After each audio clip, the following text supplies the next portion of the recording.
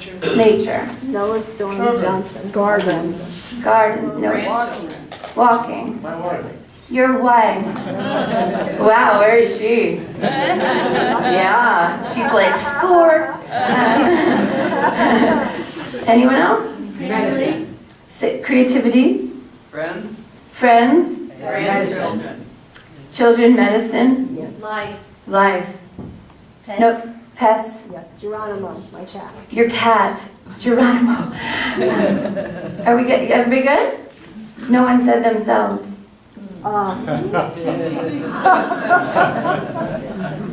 Trick question. So notice there's probably 50, 60 people in here. One person. If you asked me the same question, I would not have said me, man, I love me. I would have said my cat, my parents, my brother, you, right? What does that say? That society frowns on saying that. That society frowns on you saying that you love yourself. Yeah. Why do you perceive it as egotistical? Do you? As self-centered? You're taught. Do you know that you should be self-centered? Completely self-centered. You're the center of everything. Self-centered is not a bad thing. Self-centered only becomes a bad, I don't even like the word. Self-centered becomes a negative thing when we also don't think of others, right? In order to be loving in the world, you have to be loving to yourself.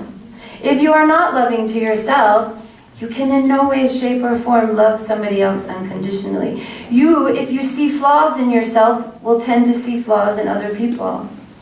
Their insecurity or their quirks or the things that make them beautiful and individual will bother you. Why?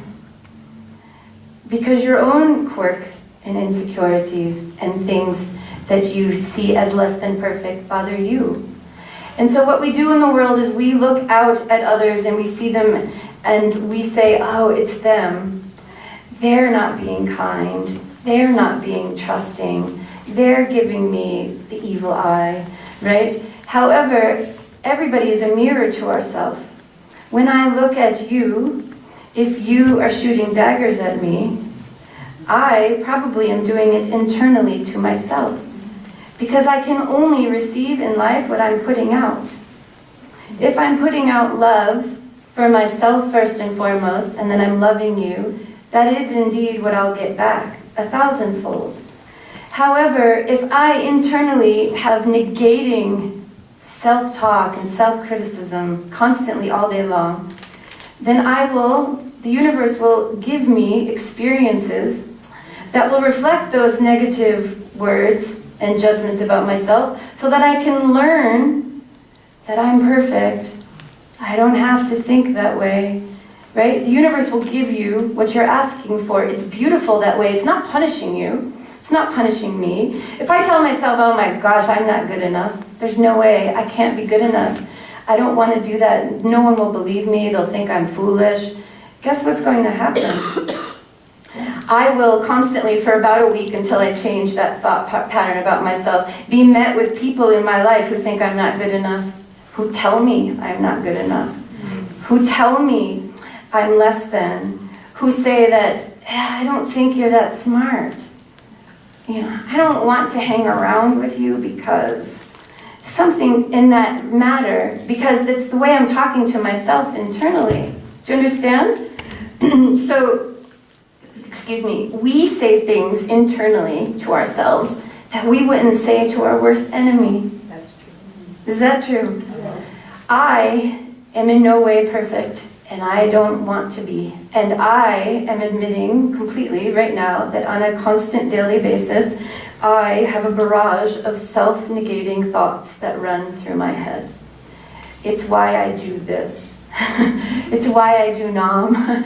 Because it allows me to find something every moment of the day to latch onto that is bigger than myself, that is linked to the divine, so that I can remember and remind myself how the divine feels about me. I wasn't created from a lack of worth. I wasn't created from not enough. I was created from an entire a universe full of love. That's what I was created from. That's what you were each created from. Therefore, how could you not be anything but? If you were created from love, how do you think that you're not worthy of it? From yourself, first and foremost. What could you have ever done in your life that would have cut yourself off from the source of love? Then it's not love. If it's conditional, it's not love. Love has to be unconditional in order to be love. If I say, oh, Arvel, I love you, but... Do you know what the but is? I had a teacher once tell me, everything before the but becomes bullshit. So,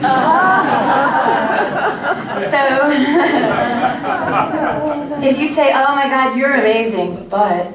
You just went like, I don't really believe it, so now I'm going to tell you all the reasons you're not amazing.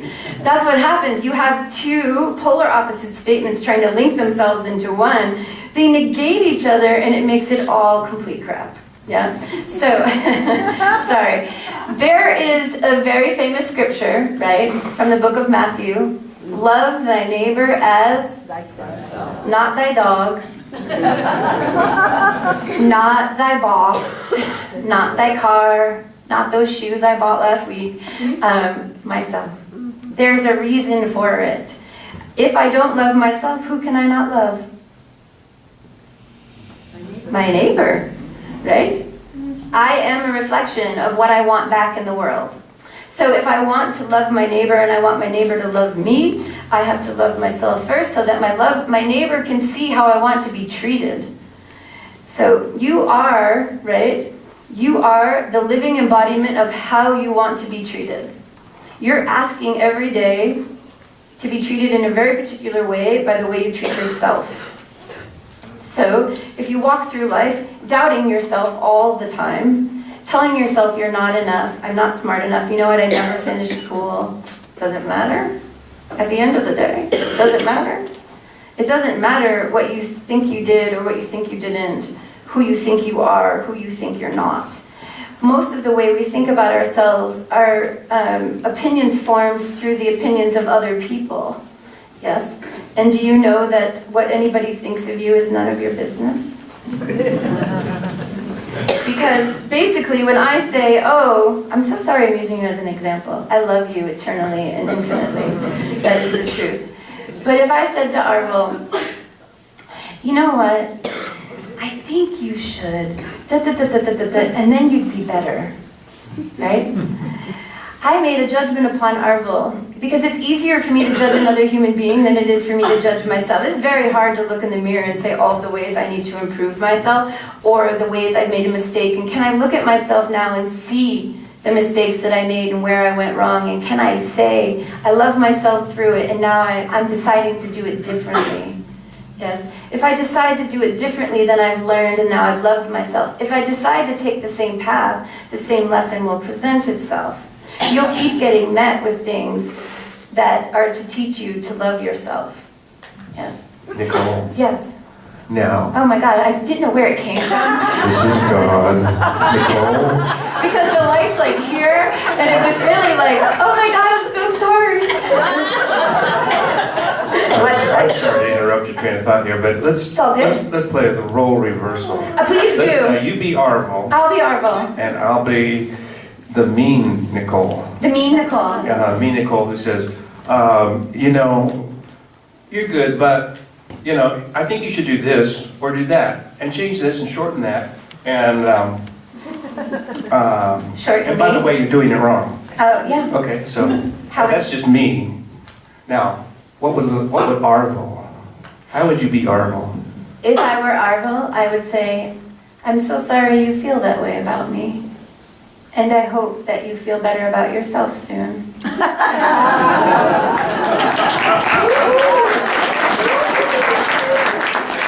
Then I would say, and I respect your opinions, but I love myself completely. Thank you.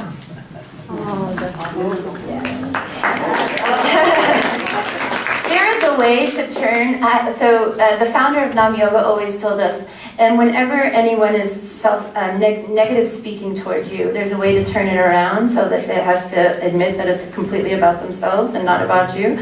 And it's, so if somebody said, Just like what Arvel said, I would say, I'm so sorry you feel that way about yourself. And walk away.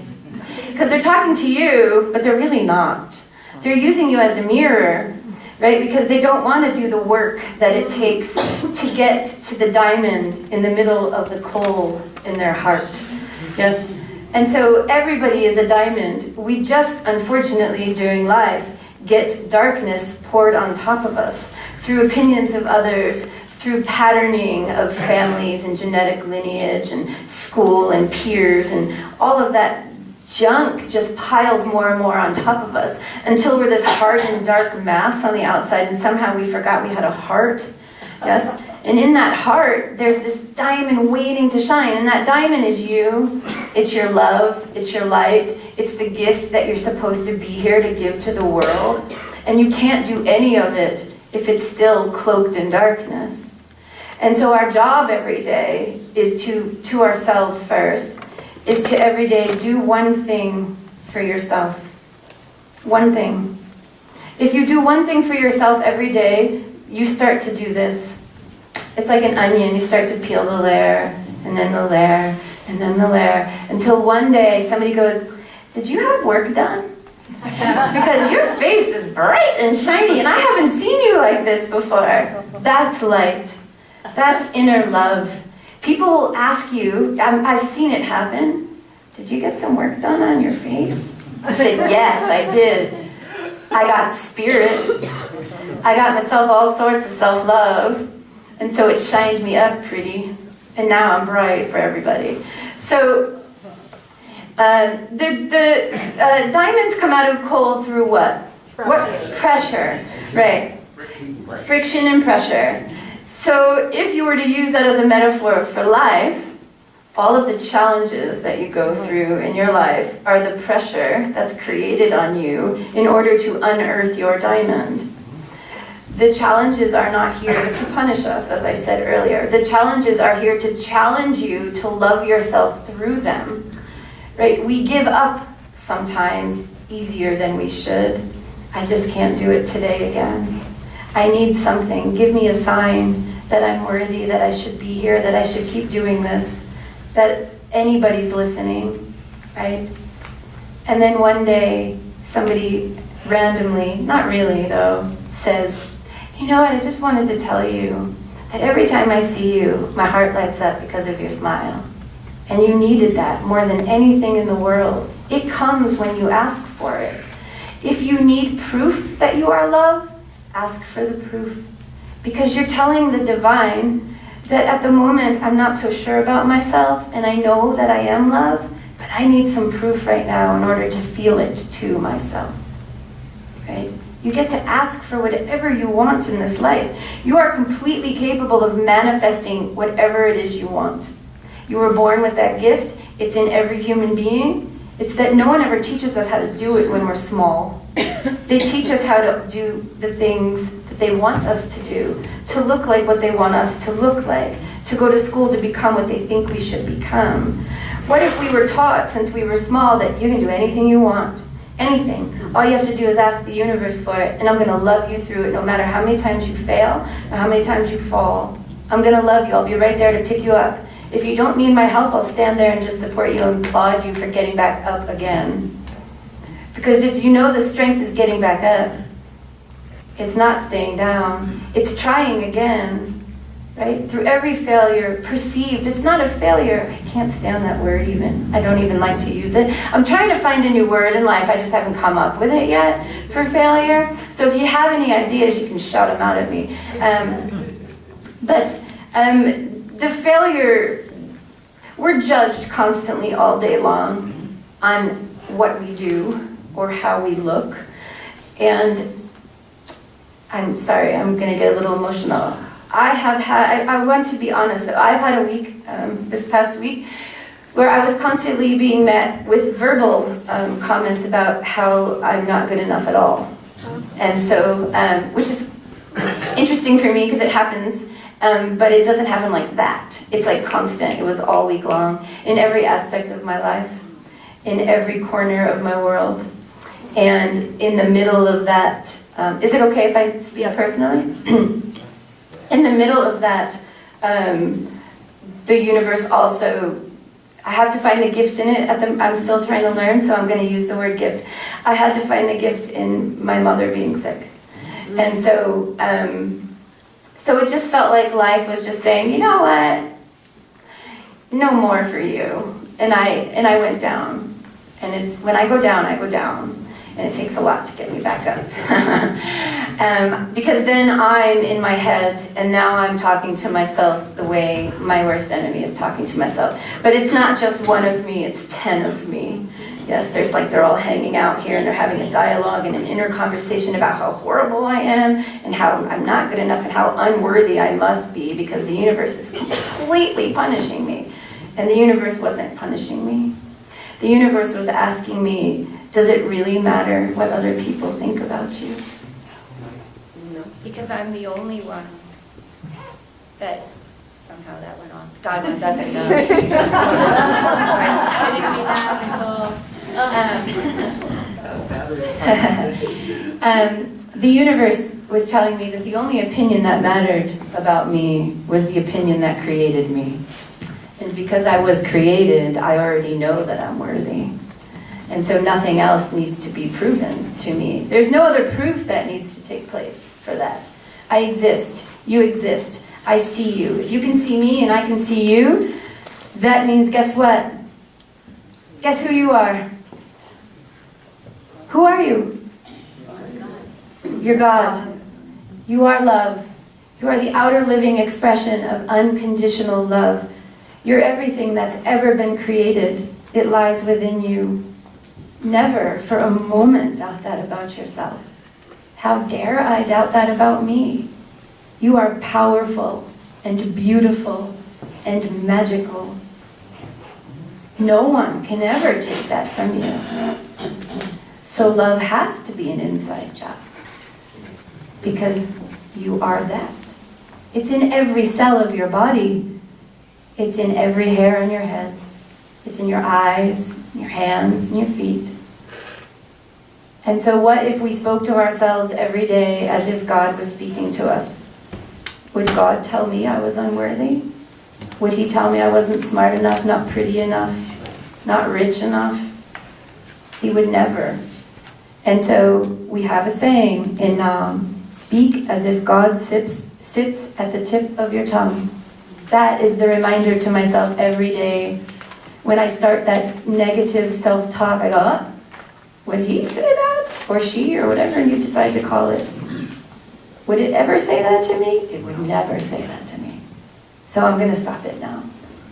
So being loving to ourselves starts with an awareness of our thought patterns in our head. You have to. There's a saying, right? As above, so below. Your thoughts create your reality.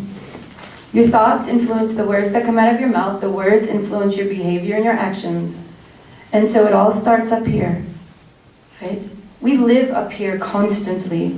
We need to live here. But in order to live here, we have to be aware of what's going on up here. If we're living on automatic all day, and we're not paying attention to how we're speaking to ourselves, internally and externally, then this doesn't have a chance to open and shine. Because this is taken over now. This is trouble, and this is truth. Remember that. There's nothing you take away from this. Truth, trouble. That and everything before the but is bullshit, because that's brilliant. You have to have that. So, before I finish this little giddy talk we got going on here, I want to do a mantra. Is that okay? Yes. That instills us with self-love. Okay? It is I am. It's almost every other word in your mission statement. I am. I am at the center. I am love. I am light. So we're going to sing I am. And so I ask that you interlace your fingers. And then you extend your pinkies up. And then you extend your index fingers up, and then you extend your thumbs up too. Okay, so what it is I love you in sign language together, which is I love myself. So it's a mudra for I love myself.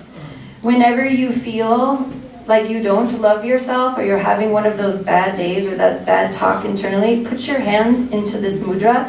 Without saying a word, it will shift the energy in your body, because it's touching meridian points in your hands that lead to specific energy centers in the body. Okay? So we're just going to sing I Am. So our hands are in self-love mudra. We're going to put it at the center of our sternum in front of our hearts. And we're going to take an inhale. Repeat after me. I deeply love. I deeply love And approve of who I am. and approve of who I am. I am worthy of my own self-love. I am worthy of my own self-love. I love and respect myself at all times. I love and respect myself at all times. I forgive my past, I forgive my past. and I let go of worry, And I let go of worry, fear, and doubt. fear, and doubt. I am worth my weight in gold. I am worth my weight in gold. There are no failures. There are no failures. I learn from everything I do. I learn from everything I do. I listen to I listen to and trust my deepest insights. and trust my deepest insights. I am worthy of the very best in life. I am worthy of the very best in life. I am a love-filled being. I am a love-filled being. I release judgment, I release judgment and I let the light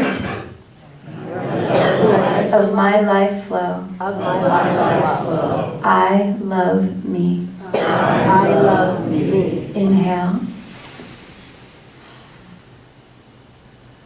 And exhale.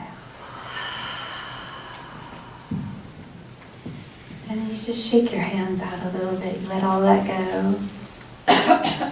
And I'll just leave you with one thing.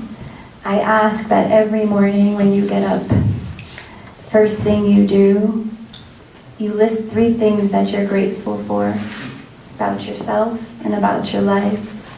Get out of bed, walk to the first mirror you can find before you wash your face, before you brush your hair, before you become perfect again. Look at yourself in the mirror and say, I love you.